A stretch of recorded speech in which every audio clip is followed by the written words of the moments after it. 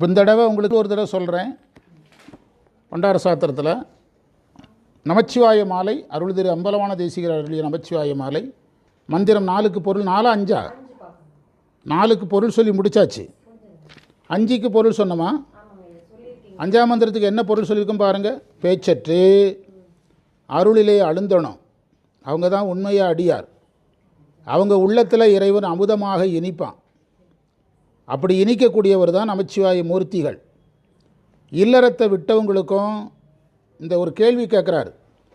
துறவிகளுக்கும் ஏதோ ஒரு நேரம் ஏதோ ஒரு ஆசை வரும். உன் திருவடியாலே அந்த மலமாகிய மலையை உடைத்து, துறவிகளுக்கு கூட மலம் எதா நிற்குங்கிறாரு, மலையாக நிற்குங்கிறாரு. அந்த மலையை உடைத்து தூளாக்கி அருளை நீ என்னைக்கு தரப்போறான்னு கேட்குறாரு. இதுதான் கேள்வி. கீழே அதில் விளக்கம் பார்த்துட்டு கொஞ்சம் அந்த பொருளையும் பார்க்கலாம்.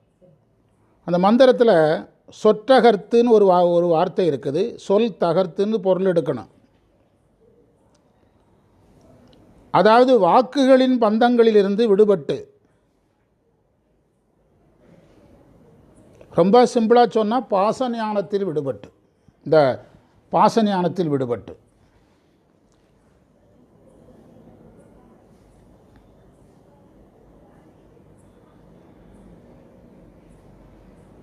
இதை கந்தர் அனுபூதி 43வது மந்திரத்தில் பேசா அனுபூதி பிறந்ததுவேனர். கந்தர் அனுபூதி 43வது மந்திரம். சிவப்பிரகாசத்தில் 46வது பாட்டில் ஓவிட விந்து ஞானம் உதிப்பதோர் ஞானம் உண்டேல் சேவு உயர் கொடியினாந்தன் சேவடி சேரலாமே அப்படிங்கிறார். ஓவிட விந்து ஞானம் உதிப்பதோர் ஞானம் உண்டேல்.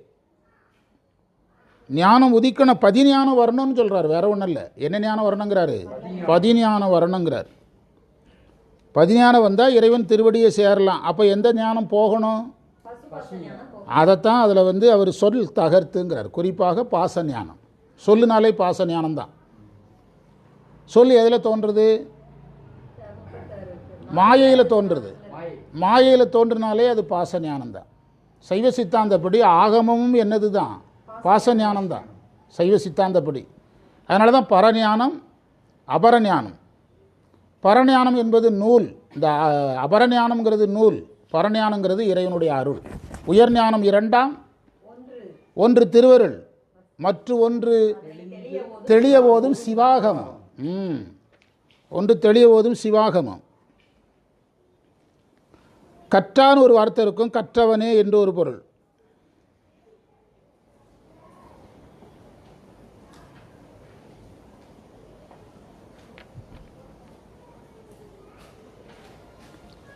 அதாவது உயிர்களுடைய மலத்தை கெடுக்கிற ஞானம் உடையவன் அர்த்தம்.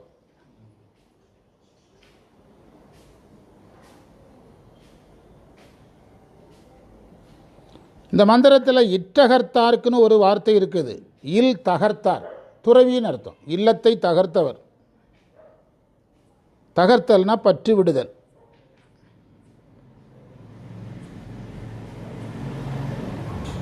பிறகு கல் தகர்த்துன்னு ஒரு வார்த்தை. கல்லுனா மலை, ஆணவ மலம். துறவிகளுக்கு ஆணவ மலம் எதா நிற்குமா? அப்போ நமக்கு எப்படி நிற்கும்? அதை விட பெருசாக நிற்கும். இதையெல்லாம் ஒரு துறவி சொல்கிறாரு. அதுதான் இதில் பண்டார சாத்திரத்துக்கே சிறப்பு. அவருக்கு இது எதுவுமே கிடையாது. எனக்கு இருக்குன்னு சொன்னால் தான் நம்ம பயப்படுவோங்கிறதுக்காக அவர் அப்படி சொல்கிறார். மந்திரத்தினுடைய பொருள் பாருங்கள். பேச்சற்று அருளிலே தோய்ந்திருக்கும் உண்மை அடியார் உள்ளத்தில் இறைவன் அமுதமாக இருக்கிறான். அப்போ நான் பேசாமல் இருக்கிறேன் சார்னு நாம் இருந்து பிரயோஜனம் கிடையாது. அந்த மௌனம் ஞானத்தில் வரணும். அந்த மௌனத்தை நீங்களாக முடிவு பண்ணி 5 to 6 மௌனம், 6 to 7 மௌனம்லாம் பிரயோஜனம் கிடையாது.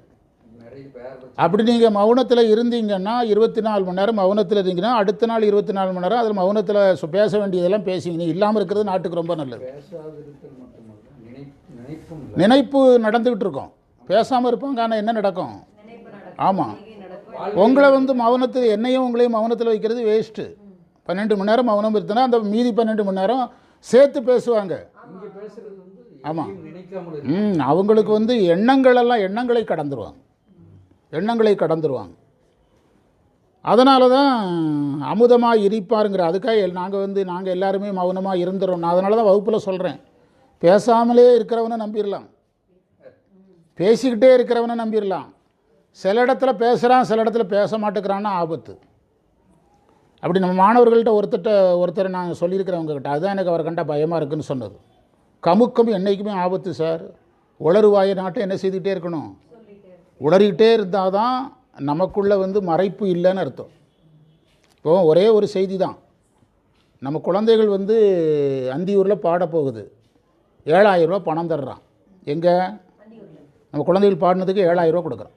வண்டிக்காரங்கிட்ட 5,000 ரூபாய் தூக்கி கொடுத்துட்டோம். வாடகை அவருக்கு வேணாம், போனஸ் 5,000 ரூபாய் கையில், மீதி 2,000 ரூபா. கார்த்தின்னு ஒரு தம்பி அவங்க கூட போனான், ஒரு பெரிய பையன், அவங்க கையில் 500 ரூபாய் கொடுக்குறோம், மீதி எவ்வளவு? இவங்க என்ன செய்கிறாங்கன்னா 1,500 ரூபா ஐயா நீங்கள் வச்சுடுங்கன்னு என்கிட்ட கொடுக்குறாங்க. இதே இடத்துல தான் வாங்கவே மாட்டேன்னு கட்டாயப்படி தந்தாங்க.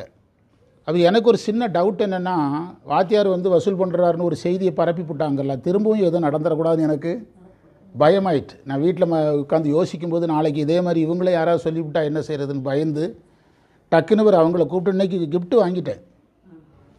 அது 400 ரூபாய்க்கு வாங்க வேண்டியது 300 ரூபாய்க்கு, ஏன்னா முதல் பிள்ளைக்கு 300 ரூபாய்க்கு வாங்கிவிட்டோம். அதனால் 300 ரூபாய்க்கு 900 ரூபாய்க்கு இன்றைக்கி வாங்கியாச்சு. மீதி 300 ரூபா மிச்சம். அது அந்த தேவார திருவிழா பழனிக்காரங்களுக்காக நமக்கெல்லாம் 7ஆம் திருமுறை கொடுத்து அவங்களுக்கு கொடுக்கல. அது வாங்கிறதுக்கு அந்த பணத்தை அதில் உள்ளே போட்டுட்டோம். இவங்க ஒரு 250 தந்தாங்க, வேறு யார் அவங்க ஒரு 250 தந்தார், இவங்க 3 பேர் தான் 750 ரூபா வந்தது. அதில் இந்த 300 ரூபாய் போட்டு எந்த கணக்கை முடித்தாச்சு, தேவார கணக்கை முடிச்சு விட்டாச்சு. இனி துண்டு எடுத்து அவங்க வரும்போது துண்டு எடுக்கணும்னா எடுத்தோம்னா போதும். இந்த கணக்கு இதில் பதியணும் தான் நான் சொல்லிகிட்டு இருக்கிறேன். இதில் பதிகிறதுக்காக தான் இப்போ சொன்னேன். இப்போ நான் எனக்கு ஒரு சந்தோஷமாக இருக்குது, நம்ம கணக்கு என்ன செஞ்சுட்டு வெளிப்படையாக சொல்லிட்டோம். திடீர்னு எனக்கு ஒரு பயம் வந்துட்டு, நம்ம இவ்வளோ சுத்தமாக கணக்கு வச்சுருந்தும் கூட இப்போ என்ன சொல்கிறாரு, ஆமாம் நம்ம பேசாமல் இருக்கிறதுனால ஒன்றும் பேசாமல் இருந்தால் பயமாக இருக்கும். எதையாவது ஒன்று பேசிடா, மனசில் இருக்கிறத சொல்லுங்கிறோமில்ல. ஞானிகள் பேசாமல் இருந்தால் சந்தோஷங்க, நம்மால் பேசாமல் இருந்தான்னா ஆபத்து. ஆமாம், பேசாமல் இருந்தால் ஆபத்து. இந்த வால்டர் வெட்டிவேல ஒரு தம்பி பேசவே மாட்டான், குடும்பத்தை தீர்த்து கட்டினது அவன்தான். இதுதான் எனக்கு பயமாக இருக்குது. நீங்கள் மாணவர்களாக வாங்க, நல்லா வாய் திறந்து பேசுங்க. ஒன்றும் இல்லை, நீங்கள் போகிற 7ஆம் நம்பர் பஸ்ஸில் நான் வெடிகுண்டு வச்சுருக்கேன்னு சொல்லுங்கள், ஒன்றும் தப்பு இல்லை. வாயை திறந்து சொல்லுங்கன்னு தான் சொல்கிறேன். ஆமாம், நீங்கள் தயவு செய்து வேறு பஸ்ஸில் ஏறுங்க, தயவு செய்து வேறு பஸ்ஸில் ஏறிடாதீங்க. 7ஆம் நம்பரில் தான் நீங்கள் ஏறணும், ஏன்னா வெடிகுண்டு இதில் தான் வச்சுருக்குது. அதை வாயை திறந்து சொல்லுங்கன்னு தான் சொல்கிறேன். ஆமாம், சொல்லுங்கன்னு தான் சொல்கிறேன். இந்த கமுக்கம் என்றைக்குமே ஆபத்துங்க. நம்ம வாய் திறந்தோன்னு வச்சுடுங்க, அப்போ தான் நம்ம மனம் திறந்து பேசுனாதான். ஓப்பன் ஹார்ட் மைண்டும்பாங்க, மனம் திறந்த பேச்சு, திறந்த புத்தகமான வாழ்க்கைம்பாங்க. திறந்த புத்தகமான, இப்போ நான் உங்களுக்கு சொல்லும்போது எனக்கு சேர்த்தானே சொல்கிறேன். உங்களுக்கும் எனக்கும் வினை மலை மாதிரி இருக்குன்னு தான் சொல்லணும், தவிர உங்களுக்கு இருக்குன்னு சொன்னேன்னா அதுக்கு நான் ரெடி ஆகிட்டல. நான் மனம் திறந்து பேச பேச என்னுடைய வினையும் என்ன செய்யுது, அதுதான் அதில் இருக்கிற ரகசியம். ஆவடுதுறையில் விளங்கும் நமச்சிவாய குரவனே அவற்றை கேள்வி கேட்குறாரு. இல்லறத்தானுக்கு ஆசை வருது, ஓகே சார், ஆனால் யாருக்கும் வருகிறது. இது துறவி சொல்ல மாட்டாங்க, துறவிகள் வந்தாலும் சொல்ல மாட்டாங்க. இவருக்கு வரவே இல்லைன்னா வந்ததா சொல்கிறார். வரவே இல்லைன்னு என்ன செய்கிறார், வந்ததா சொல்கிறார். அதாவது தலாய் லாமான்னு எங்கே இருக்கிறார் அவர், திபெத்தில் இருக்கிறார். சைனாக்காரங்க எல்லாம் சைனாவா எல்லாம் ஒன்று தான், அவங்க ஒரே மதம், புத்த மத துறவி. அவருக்கு வயசு 100க்கு 100 ஒட்டியான்னு தெரில. அவர் சொல்கிறாரு, சராசரி மனிதனுக்கு வர்ற கனவு எனக்கு வருதுங்கிறார். சராசரி மனிதனுக்கு என்னென்ன கனவுலாம் வருமோ, எந்தெந்த கனவுலாம் வரக்கூடாதோ அதெல்லாம் யாருக்கு வருது, மனிதன் தாங்கிறாரு. துறவியாக இருந்தாலும் யார் தான், மனிதன் தாங்கிறார் அவர் சொல்கிறாரு. அதனால் இந்த ஆசை வருகிறதே அப்படின்னு கேட்குறாரு. அதுலேயும் ஆணவமலம் எப்படி நிற்குது, மலையாக நிற்குது. இதை என்னைக்கு நீங்கள் உடைச்சி தூளாக்க போகிறீங்க. அந்த முருகனை பாடும்போது அருணகிரியார் பாடுவார், அந்த சூரன் இருக்கிற மலையை தூளாக்கினா பாரு, அதே மாதிரி இங்கே கேட்குறாரு, அந்த மலையை நீங்கள் என்னைக்கு தூளாக்க போகிறீங்கன்னு கேட்குறார். நமக்கு என்ன செய்தி தெரியுமா, ஞானிகளே இப்படி புலம்புனாங்கன்னா நாம் எம்மாத்திரம், நாம் எவ்வளவு கவனமாக இருக்கணும். ஒரு ஞானிகளுக்கு வர்ற ஆசைக்கு ஆணவமலம் மலை போல நின்று காரணமாக இருந்தால் நமக்கு வர்ற ஆசைக்கு ஆணவமலம் எப்படி நிற்கும்? இந்த கேள்விகளெல்லாம் ஆகாயம் மாதிரி விரிஞ்சு கிடக்கும். எங்கேட்டு மலையாவது ஒரு திசையில் தான் தெரியும். தெற்க மலை தெரிஞ்சுன்னா வடக்க திரும்பினா மலை தெரியாது. ஆனால் இது அப்படி இல்லை, எது மாதிரி விரிஞ்சு கிடக்கும், நமக்கு ஆகாயம் மாதிரி பூமி மாதிரி விரிஞ்சு கிடக்கும் அப்படின்னு நமக்கு கொடுக்கப்பட்ட ஒரு அச்சுறுத்தல். அதுதான் அதில் செய்தி. இதை நீங்கள் என்னைக்கு இதை தூளாக்க போகிறீங்கன்னு கேட்குறேன். அழகான மந்திரத்தை படித்து பாருங்கள். இல் தகர்த்தார்க்கு ஆசை இழலால் அருளின் மல கல் தகர்த்தார்க்கு நின்னருளை காட்டுவது இங்கு என்னாலோ. சொல் தகர்த்து நின் அருளில் தோய்வார் உள்ளத்து அமுதாய் உற்ற கற்றானா ஞான பதிஞானமாக இருப்பவன்னு அர்த்தம். ஆவடு தன்துரை நமச்சிவாயனே என்பது மந்திரம் என்று நிறைவு பண்ணுவோம். மற்ற வகுப்புகளை நம்ம தொடர்ந்து பார்க்கலாம். இன்று நமக்கு கிடைத்த அனைத்து சிறப்புகளையும் நம் குருநாதர் சம்பந்த சரணாலயடிகள் திருவடிகளில் எண்ணமலர்களாக சமர்ப்பித்து எதியமை பணிகொள்ளும் ஆரதி கேட்பு எம்பெருமான் பள்ளி எழுந்தருளை நாளை பணி நோக்கி செல்வோம். சிவாய நம சிவானம். வாழ்க சீர் அடியார் அல்லாம் சிவாய நம.